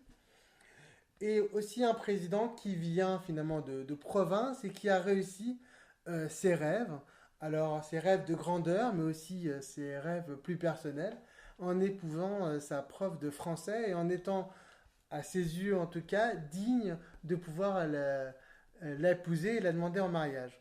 Et c'est vrai que je crois aussi que cette proximité qu'a Macron, qu'elle soit voulue ou non, elle vient aussi de là. C'est-à-dire que finalement, il s'est reconnu dans les joueurs, même s'ils sont bien différents de lui, bien entendu, et il s'est reconnu dans cette ambition, il s'est reconnu dans ce travail, et il s'est reconnu, et il voudrait se reconnaître, et il souhaiterait avoir cette réussite.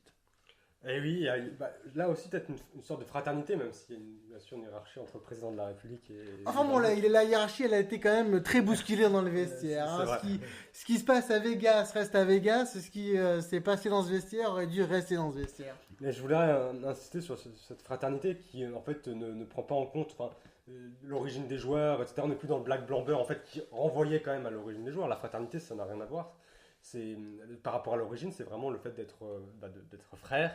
Et je trouve que c'est intéressant que ça revienne sur le devant de la scène parce que donc ça fait partie de la devise républicaine de la France, hein, liberté, égalité, fraternité. Et voilà, c'est très personnel dans ce que je veux dire. C'est que je suis souvent déçu par le fait qu'on oublie la fraternité. C'est Exact, souvent, bravo. J'ai la même réflexion. souvent dans les publicités, on reprend, on détourne un peu cette devise républicaine, puisque c'est une devise, et on en fait un slogan en disant liberté, égalité, et puis on remplace fraternité par autre chose, comme si ça n'avait aucune importance. Et moi je trouve ça très dommage parce que la fraternité, ça a un sens important. Enfin, voilà, ça peut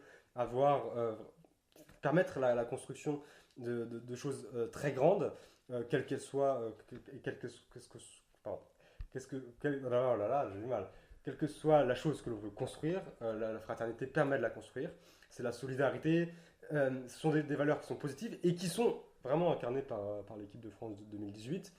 Voilà, donc je trouve C'est ça la important. mise en commun, voilà, c'est exactement Ouais, ça. C'est la mise la en commun communauté, de capacité, la mise en commun d'expérience, la mise en commun de ce qu'on est au plus profond de soi.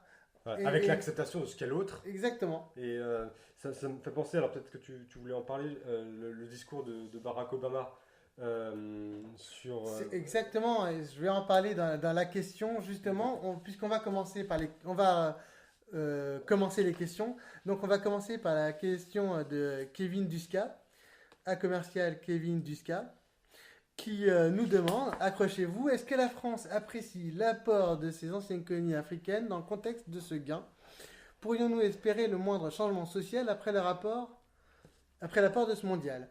Et j'y accolerai la question de Lucie Côté à commercial Lucotte sur cette prétendue équipe d'Afrique, équipe de France d'Afrique, et cette première équipe d'Afrique qui gagne la Coupe du Monde, cette équipe de France. Alors, je suis colère, très colère. Pourquoi? Parce que la France serait donc une équipe africaine. Non, c'est une équipe qui, en raison de l'histoire de ce pays, compte des joueurs d'origine africaine, créole et asiatique, et bien d'autres encore. Ceux qui considèrent que l'équipe de France doit être blanche sont ou des racistes primaires, soit des gens qui ignorent que la France, eh bien c'est une histoire, et que cette histoire, elle date du commencement de la Terre. La France est une terre multiculturelle, multiethnique, fruit de l'apport de gens venus de partout depuis que le monde est monde. Et oui, l'histoire coloniale a compté dans l'histoire de France. La colonisation a compté. La libération de la France par ses colonies aussi a compté. L'apport des départements et des terres d'outre-mer, de Saint-Pierre et Miquelon ou de la Réunion, des îles Confitis dans l'océan Pacifique aussi. Et c'est pour ça que c'est profondément idiot et injuste. Parce que, qu'on soit normand ou créole, qu'on soit d'ascendance alsacienne ou africaine, on est tous français. Et ça, c'est très important. Et moi, je ne me considère pas plus français qu'un autre. Puisque finalement, si je me considérais comme alsacien, je ne serais français que depuis 1945. Et justement, si je me considère comme français, c'est aussi parce que je viens d'ailleurs et de partout. Et autant qu'un François Dupont du centre de la France, Sam Umtiti ou N'Golo Kanté sont des gens qui connaissent la France, qui sont français. Et ceux qui pensent le contraire se trompent. Ils se trompent lourdement. Tout ça me révolte. Tous ces joueurs sont français et font plus pour la France que ne feront jamais tous ces bips racistes sur Twitter ou ailleurs. Et cette bêtise, l'ignorance crasse de ceux qui le disent, moi, elle me révolte d'autant plus que ces critiques, elles viennent de France. Si elles viennent d'ailleurs, j'ai du mal à l'accepter, mais je veux bien comprendre qu'on ne sache pas. Je veux bien comprendre. Mais cette France-là, cette France multiethnique, moi, c'est ma France. Et j'ai lu aujourd'hui un article intéressant d'une enseignante qui expliquait que dans sa classe, eh bien, il y avait des petits Pogba marrants, des Kimpembe qui dansent, des N'Golo Kanté timides et des pavards lunaires. Et c'est ça la vraie France. La France, c'est un pays multiculturel et comme tu l'as dit, ce pays multiculturel, il fait notre fierté, il fait notre richesse et il est salué à l'étranger. Il a été salué il n'y a pas bien longtemps par le président Obama dans son discours hommage à Mandela. Et on en a parlé, on a aussi parlé de cette fraternité. Cette fraternité, c'est aussi cette capacité à, comme on l'a dit, vivre ensemble et ensemble à construire un commun et un futur. Un présent et un futur. Oui, c'est vrai qu'on est là sur la première question, on est tout à fait. Enfin, je pense il y a quand même on peut être, et je pense que la plupart enfin, de ceux qui sont contents de la victoire, en tout cas de l'équipe de France, sont reconnaissants. Voilà, on sait d'où viennent les joueurs et enfin, d'où viennent de l'histoire, comme tu l'as dit, l'histoire coloniale, etc. C'est un héritage qu'on a. Et c'est vrai que la fraternité, moi, ce qui m'intéresse, j'y reviens, c'est de dire non, mais peu importe toutes ces questions d'origine, l'essentiel, c'est ce qu'on veut construire ensemble, d'accepter ce qu'est l'autre pour aller plus loin, pour aller dans la solidarité et vers un projet commun. Voilà, bon, je risque de me répéter, mais je suis tout à fait d'accord avec ce que tu as dit. Et finalement, c'est la différence qui fait la richesse de la vie en général. Et qui fait la réussite de cette équipe de France Voilà. et qui a toujours fait la réussite de cette équipe de France. Cette équipe de France, en 1958, elle était composée de 4 Français d'origine polonaise. Et ces 4 joueurs ont été très importants et ils ont été considérés. On leur a jamais demandé quelle était leur origine. L'équipe de France des années 80 était une équipe de France qui était composée de fils d'Italiens et de fils d'Espagnols comme Luis Fernandez, Michel Platini, Gengini, Amoros. On ne leur a pas fait ce procès-là. Personne ne leur a fait ce procès. Et c'est vrai que euh, c'est d'autant plus révoltant que maintenant on fasse ce procès qui est finalement vraiment un procès raciste juste sur la couleur et qu'on puisse douter que ces joueurs soient pas français, c'est révoltant. Il y a beaucoup de sportifs français qui ont pris la parole et qui ont dit à quel point ils étaient fiers de leur origine, mais à quel point cette origine ne faisait pas d'eux des gens qui étaient moins français. Si on veut juste passer une seconde, parce qu'on peut le faire, sur l'origine de ces joueurs, il y a en effet en équipe de France 2 joueurs qui ne sont pas nés en France et qui n'ont pas été formés en France. C'est Samuel Umtiti et Mandanda, qui sont nés respectivement au Cameroun et au Congo et qui sont arrivés en France à 2 ans. Et finalement, cette équipe de France, c'est vraiment une équipe de France aussi, parce que évidemment, elle a des joueurs qui sont originaires des dom-toms, comme par exemple Lemar ou Varane. Elle a des joueurs qui sont originaires de la métropole. Rami est un fils de Marocaine qui est né en Corse, à Bastia. Et puis, il y a aussi finalement cette France actuelle qui est la France des expatriés. Hernandez est né à Marseille d'un père footballeur professionnel qui a continué sa carrière en Espagne. Et donc lui, il a passé toute sa jeunesse en Espagne, il a été formé en Espagne. Et il a eu le désir, par qui il se considère toujours français, de jouer pour l'équipe de France. Griezmann, par exemple, a aussi été formé en Espagne. Finalement, il n'a pas eu la chance d'être remarqué en France. Et donc, l'opportunité qu'il a eue, elle était en Espagne, à la Real Sociedad. Et à l'âge de 14 ans, il me semble, il a quitté la France pour l'Espagne. 13, je crois, il dit souvent 13 ans. Voilà, 13-14 ans. Et il a quitté donc l'Espagne, la France pour l'Espagne. Et ça ne fait pas lui ni un meilleur, ni un moins bon français. Et je voulais insister sur la transmission culturelle en fait. Alors, on pourrait discuter. J'avais aussi des critères. J'avais lu des critères d'un sociologue allemand sur la, les différents critères qui permettent de dire quand est-ce qu'on est intégré. Je les ai plus en tête, donc voilà, je veux juste que ça existe. Mais c'est sûr que la transmission culturelle fait partie de ces critères. Et moi, ce qui m'a marqué, toujours dans le reportage qu'on a vu hier, alors on en parle beaucoup, mais si vous avez l'occasion de le voir, n'hésitez pas. Il y a une transmission culturelle qui m'a frappé. C'est-à-dire que il y avait de la musique française, ok, mais des vieux standards français qui sont des années 60, 70, donc qui sont même des choses que je n'ai pas pu connaître plus jeune. Ouais. Et il y a quand même une transmission encore à ces joueurs qui chantent ce qu'ils les chantent à tue-tête dans le car. Et donc ça m'a touché sur la transmission culturelle. Il y a aussi de les voir jouer à la pétanque. Alors la pétanque, c'est le jeu de boules. C'est le jeu français. Et encore, on n'est pas champion du monde tout le temps. Voilà. Pourtant, on est les seuls à jouer. Alors même si c'est peut-être plus au sud que... Alors il peut y avoir des petites guéguerres entre différentes régions. Mais c'est aussi quelque chose qui m'a étonné parce que c'est pas vraiment un sport de jeunes en plus, hein, la pétanque. Enfin, en France, souvent ce sont des retraités qui se retrouvent voilà, pour jouer à la pétanque l'après-midi plutôt que d'être devant la télé finalement. Enfin, c'est un peu la caricature. Et en même temps, il y a quand même cette transmission d'un jeu qui est très français. Voilà, et moi j'ai trouvé que finalement c'est ça, voilà, c'est ça. Cette transmission culturelle, cette transmission dans les jeux, dans la musique. Et voilà, ça je me suis reconnu là-dedans. Voilà. Tout à fait. Et puis finalement, les jeux de cartes, la pétanque, c'est l'histoire de l'équipe de France de football lors des compétitions internationales. Hein. Il y a toutes les photos, les rares photos des premières Coupes du Monde, ou même après avec les Michel Platini, ils jouent à la pétanque, ils jouent aux cartes. Et c'est vrai que finalement, cette équipe de France, eh bien, elle a gardé des choses qui sont très françaises, qui sont finalement les jeux aussi de ce qu'elle est, c'est-à-dire le peuple français, non pas peur des mots, le petit peuple français. Voilà, le français, avec un grand F. Voilà. On va passer maintenant, pour finir avec cette question, sur les espoirs qu'on pourrait avoir d'un éventuel changement social après le mondial. Donc, comme on l'a dit, en 98, on y a cru très fort. Moi aussi, j'ai cru très fort. J'ai cru que ce serait l'année zéro de quelque chose.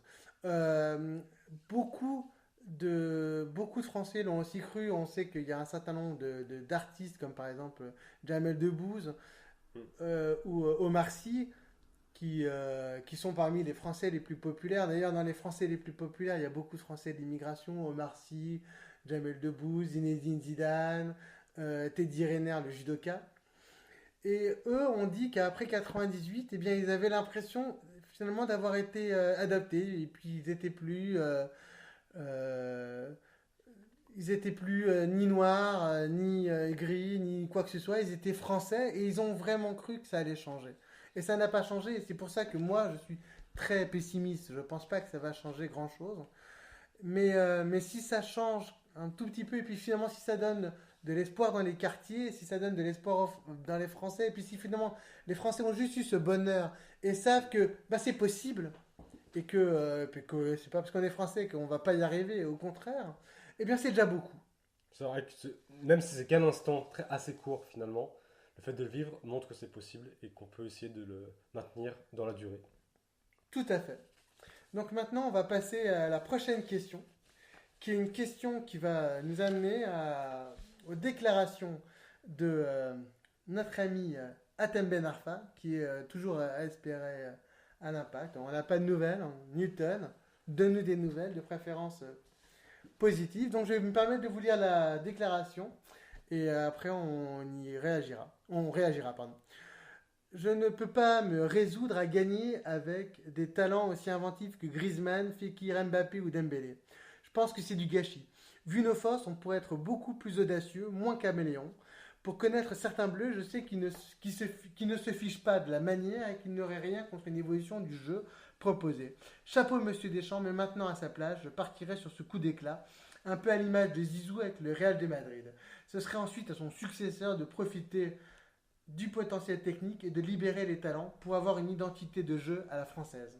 Alors, là-dessus, bon, on Et en donc a. cette Ouais. question, excuse-moi, je finis Ouais, juste, très bien. elle nous est posée par Vincent Pilote, à commercial, NEM 2 comme les chiffres, hein, K 12 ans.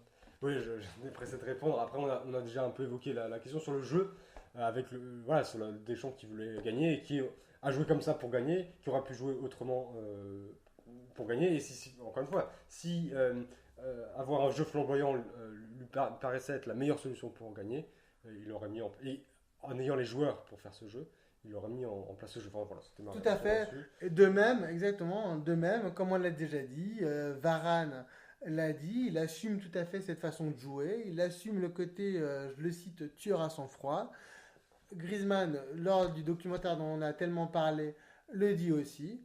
Voilà, il dit que c'est un jeu que lui, il accepte complètement, que c'est un jeu même qu'il aime. Je le cite. Et donc là-dessus, on peut pas être trop d'accord avec Hatem Ben Arfa.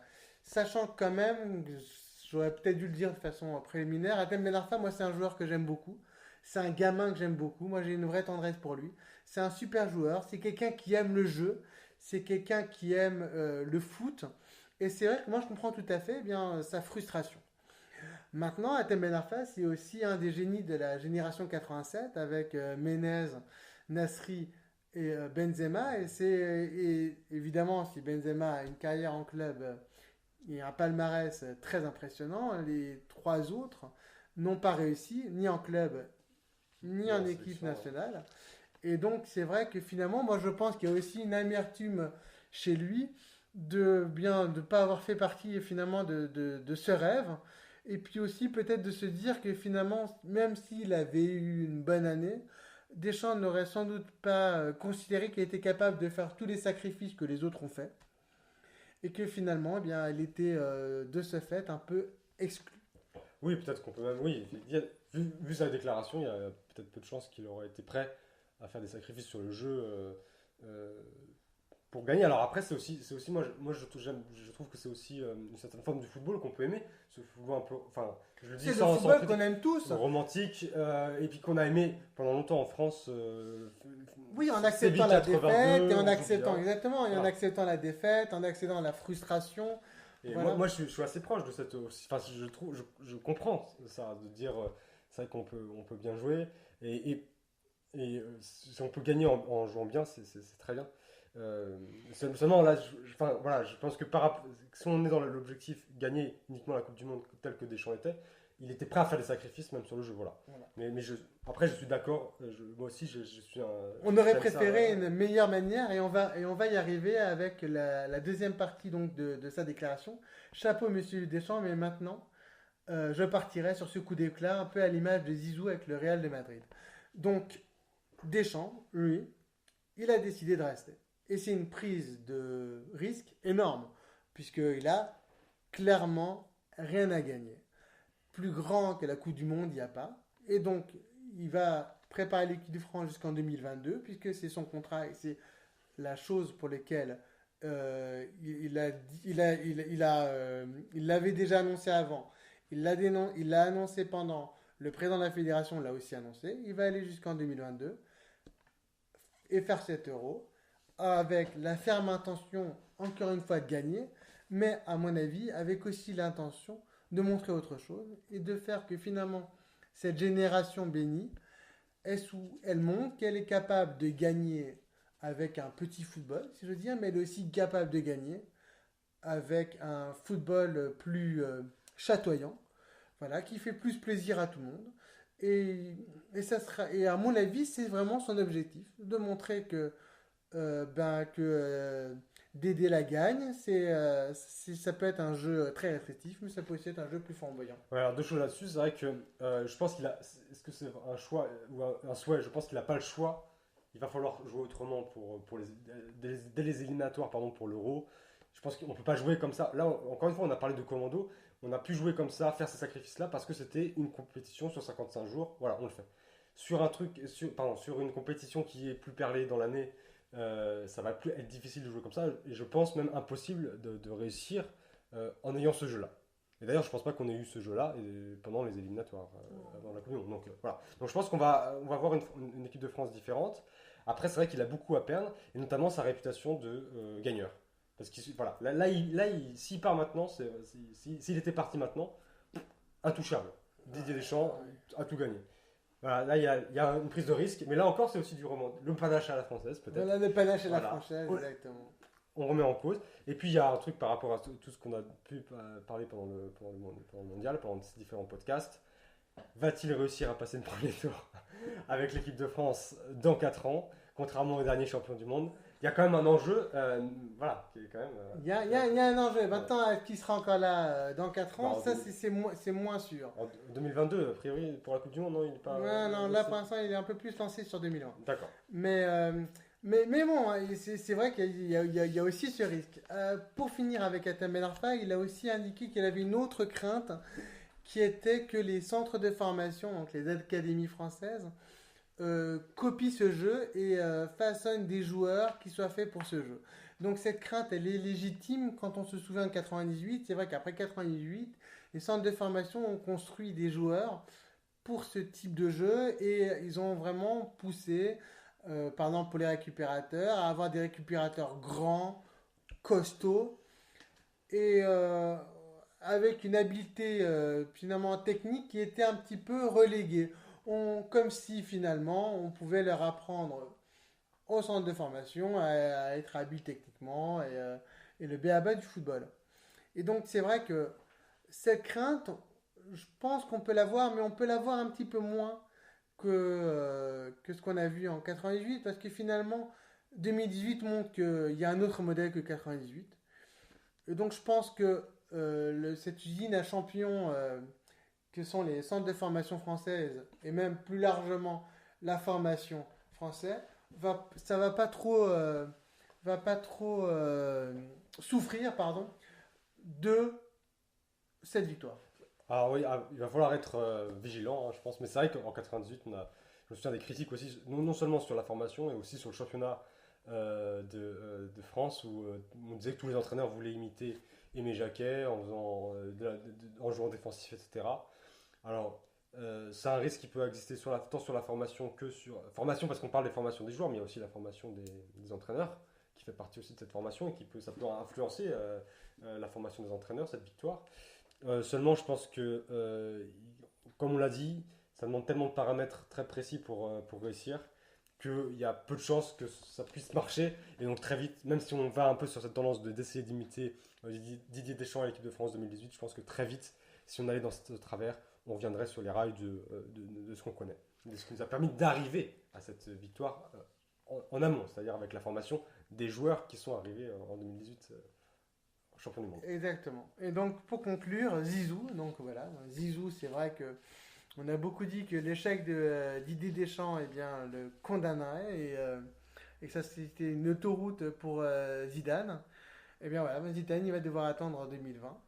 Et avec finalement cette attente, il y a un certain nombre d'autres joueurs, dont peut-être Atem Ben Arfa, qui vont devoir attendre un petit peu. C'est vrai qu'on a beaucoup dit que Zidane, s'il revenait lui, il ferait jouer l'équipe de France, que ce serait un jeu chatoyant.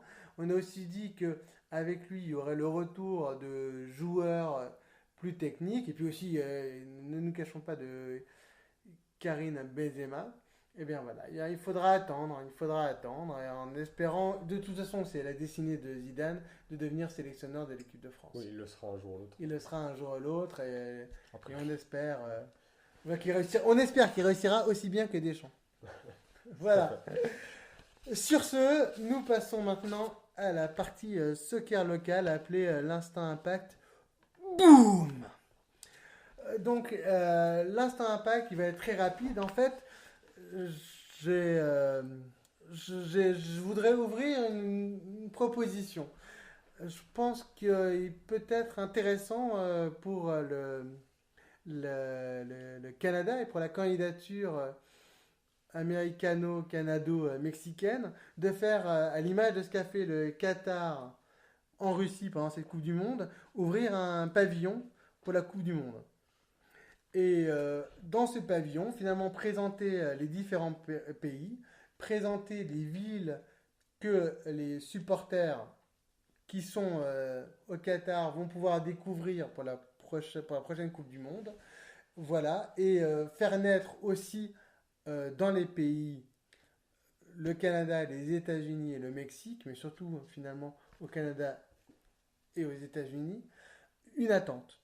Voilà, les Qataris, ils ont fait ça en installant des fan zones pour finalement préparer un maximum de gens à l'arrivée de la Coupe du Monde et puis pour créer un- une attente, pour créer, comment dire, un réflexe et puis finalement, voilà, pour, je ne vais pas dire éduquer les gens au football, mais il y a quand même, voilà, finalement leur présenter le sport et leur présenter cet événement fantastique qui arrive dans leur pays. On va créer des habitudes en fait pour qu'ils soient fin prêt, les Une échauffer pour qu'ils attente, soient fin prêt. exactement. Voilà. Alors oui, là-dessus, c'est vrai que par exemple, l'Impact Montréal pourrait d'ailleurs bénéficier de cette publicité, puisqu'il pourrait y avoir, pourquoi pas, des- une présentation aussi des équipes locales De la MLS, voilà, et de la exactement, MLS, des équipes des forcément. différentes villes, Et donc tout à fait, étendre la notoriété de l'Impact Montréal à travers le monde. et de la Ligue, tout à fait. Maintenant, avant la conclusion, nous avons notre moment coup de cœur, coup de griffe. Et donc moi, mon coup de cœur, il est simple, je ne suis pas allé le chercher très loin. C'est mon couple de Texans dont je vous ai parlé tout à l'heure, que j'ai croisé dans le train et qui m'ont raconté leur finale. Et c'est vrai que, enfin, ils m'ont vraiment ému et j'ai trouvé ça génial et j'ai été très content pour eux.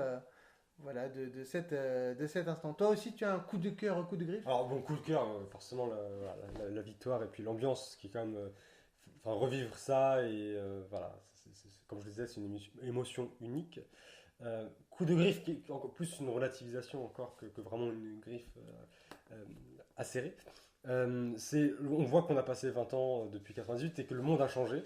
On a parlé des attentats tout à l'heure, on a évoqué ça, et c'est vrai que quand on voit la différence entre le défilé du bus en 98, on sent une spontanéité, il y a pas, aucune menace ne pèse sur cette foule, sur les joueurs, et on voit 2018 où il y a vraiment un espace séparé pour la foule, enfin la foule d'un côté, le bus d'un autre côté, avec un espace réservé, vide, et des policiers qui courent autour. Voilà, je trouve ça dommage. Enfin, comment dire, dommage. C'est comme ça, mais ça montre aussi le monde dans lequel on vit et qui me donne d'autant plus envie de profiter et de savourer ces moments de bonheur. Exactement. Donc moi j'ai un autre petit coup de cœur, coup de cœur pardon, très personnel. Donc ce coup de cœur, c'est pour mon employeur qui a été très très flexible sur mes horaires, puisque voilà, moi j'avais pas vraiment prévu d'aller jusqu'à la finale. J'avais un petit peu organisé ma vie en oubliant que la France pouvait aller sur le toit du monde. Donc merci encore à mon employeur. Merci Philippe. Pour conclure, eh bien, dans les remerciements, merci Tom. Encore un numéro très agréable à faire Ouais. avec et grâce à toi. Presque un match de foot, 1 heure et demie, hein, pratiquement. Exactement, exactement. Maintenant, voilà, notre vie, c'est la Coupe du Monde, le football. On vit ça, on boit ça. Même nos verres sont Coupe du Monde, c'est magnifique. Merci évidemment CanFC d'accueillir le podcast. Merci aussi pour leur soutien. Il me va droit au cœur. Merci pour leurs conseils. C'est vraiment super. Je suis très très heureux d'être dans cette belle famille du CanFC. Allez découvrir, redécouvrir, écouter les podcasts sur les différentes plateformes. Faites la recherche Can Football Club Plus. Allez sur le compte Twitter Can Foot Club pour avoir toute l'actualité des différents podcasts, du site internet et l'actualité de l'impact et l'actualité soccer. Surtout, n'hésitez pas à nous donner votre avis sur le podcast, surtout s'il est favorable. Surtout s'il est favorable. À poser des questions. Voilà, à interagir avec nous. Vous pouvez rebondir sur notre podcast. Il est mou, ça fait pas mal. Pour cela, mon compte Twitter, à commercial, Monsieur Foot de Foot, donc à commercial MRFOOT DEFOOT. Et évidemment, j'embrasse mon fils comme de tradition, qui est mon plus grand et mon meilleur fan. À bientôt. Merci à tous.